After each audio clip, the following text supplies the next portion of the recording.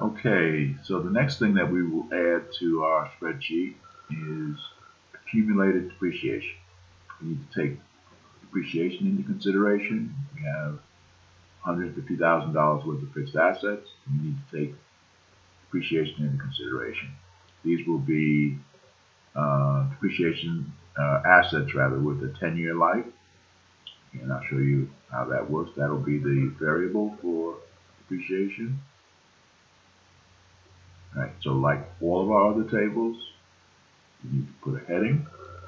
So this is accumulated depreciation.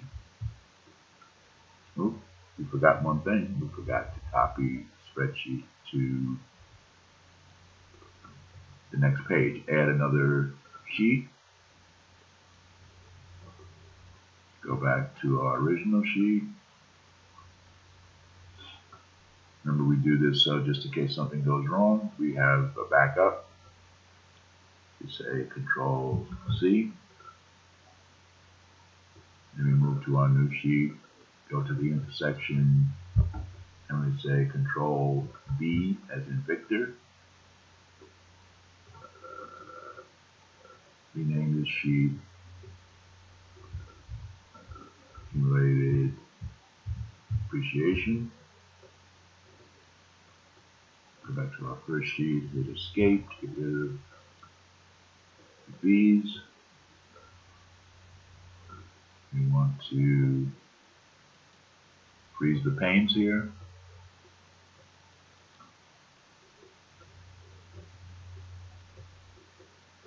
I was not find this freeze panes. Okay, and now we can start on this one. Okay, now, as I was saying, like our other worksheets, we need a title.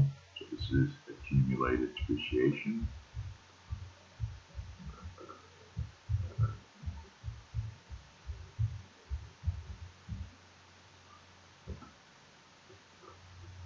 And we have a beginning balance.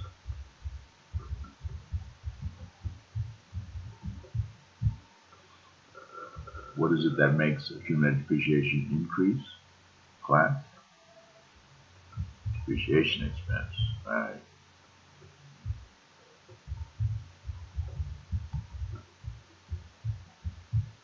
What is it that makes accumulated depreciation decrease? Asset sales, which we will talk about down the road. And then we wind up with an ending balance.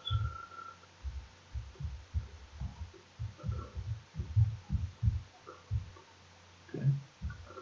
Just like our other two tables, same thing, different words, but same concept. I want to bold this to make it look good. Okay. And our variable is 10 years. We said this is a 10-year asset. So put a 10 there. Paint that green. I painted yellow by accident, but we'll fix that and paint it green. Okay.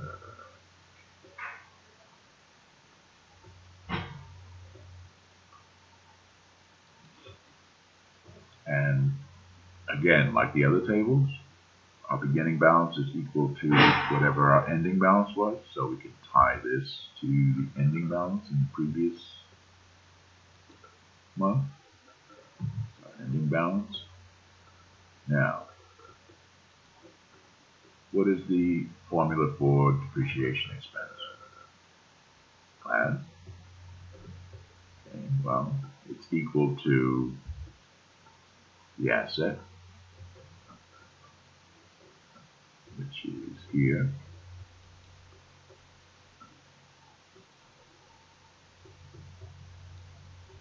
divided by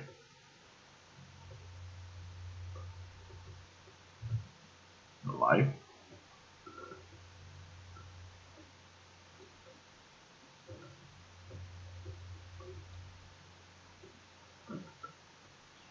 Cooperating with me, divided by the life. And now that'll give me for the year, and I don't want it for the year, I want it for the month. So we divide that by 12, and that's our monthly depreciation. Okay, $12.50 every month, $12.50. 10-year asset.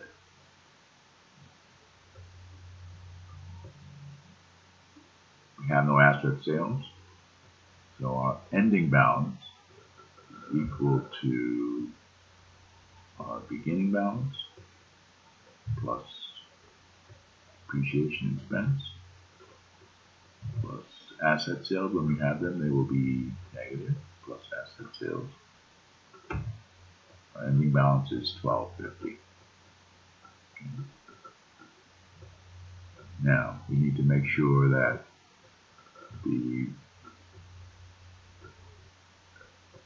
these numbers are absolutely referenced. So we need to, around this B93, put our dollar signs.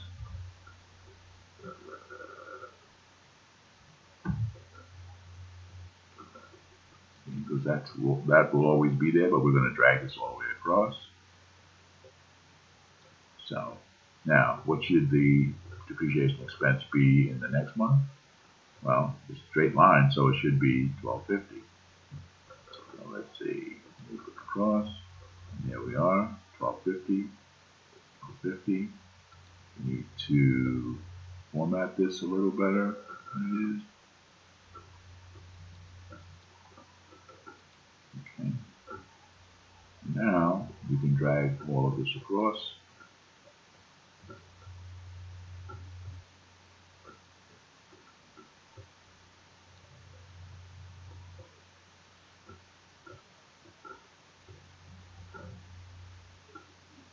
And when you're done with this, when you do any of these calculations, you look at it and see, does this make sense? Do the numbers that we generate make sense? Well, for the year we have $15,000 in accumulated depreciation. Does that make sense in relation to what we have in assets? Well, it's a 10-year asset, $15,000 for 1 year, $150,000 for 10 years. So this does make sense. Right? So that's our table. And now, as we've done before, we need to get our table into our financial statements.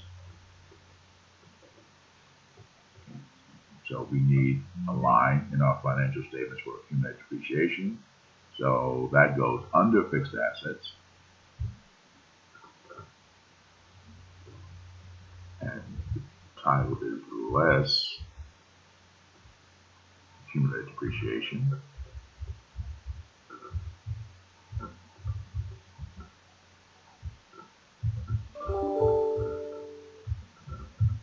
Remember, accumulated depreciation is a contra asset.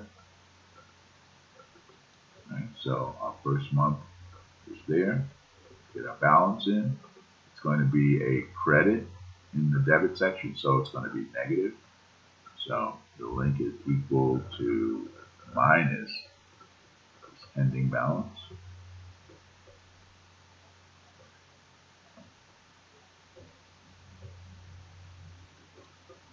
Minus $12.50. And we've gone out of whack, which we should, which is what we expected. Okay. We drag this across.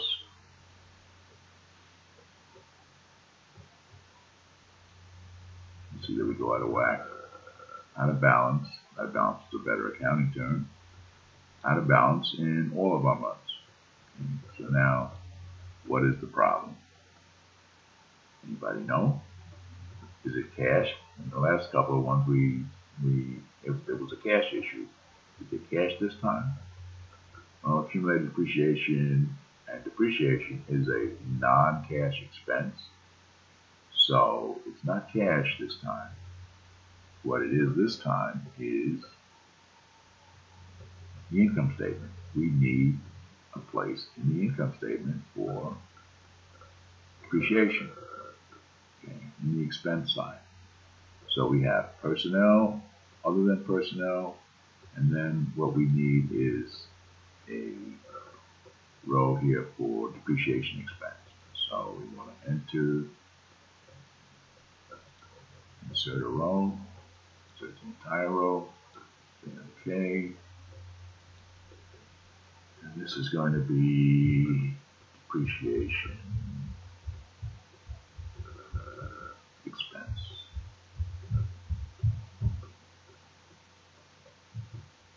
Okay. This is not a variable, so we will take that green away.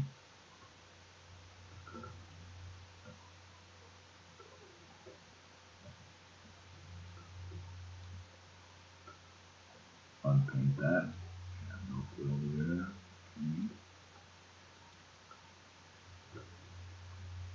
And now we want to get the depreciation expense in there.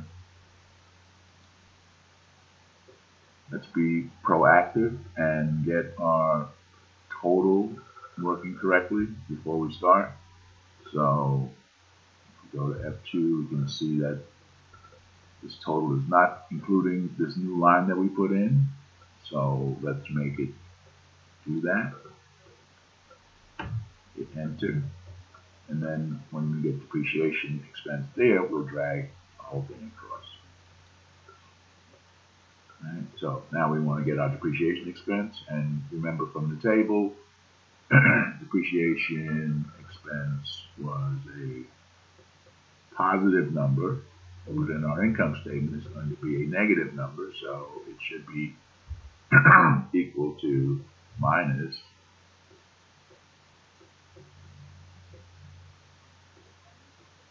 depreciation expense, not accumulated depreciation, but the depreciation expense, $12.50. Okay.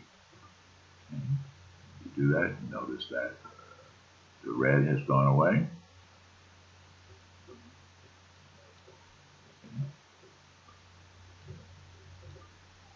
We need to drag across both the depreciation expense and total Y. Move that over 1, and bingo, everything went fine. Move it over the rest of the way, drag it over the rest of the way,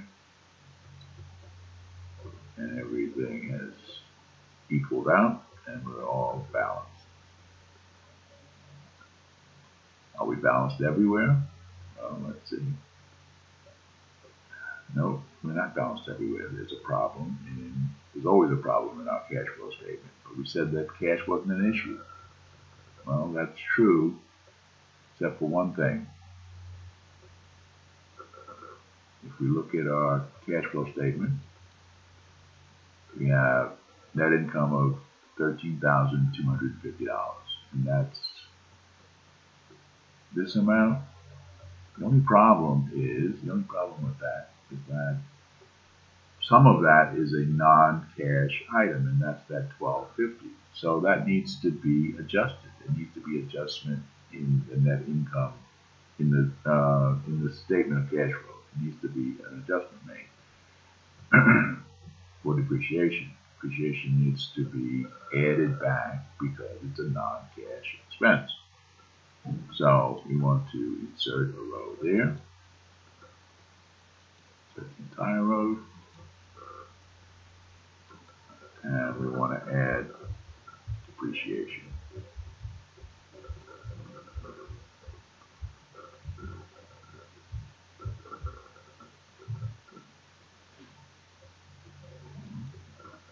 We're going to add it back, or we're going to subtract it. We're going to add it back. We're going to add depreciation.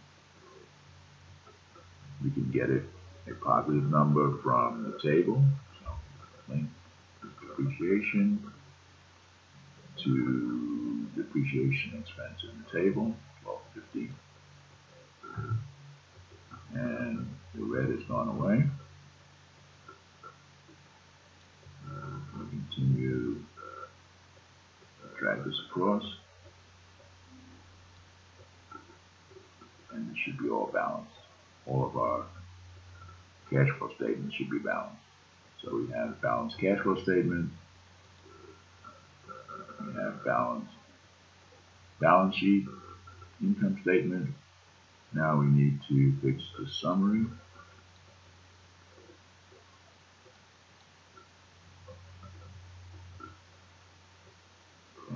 Summary is okay. This summary is okay. And the only other summary that might be a problem is this one.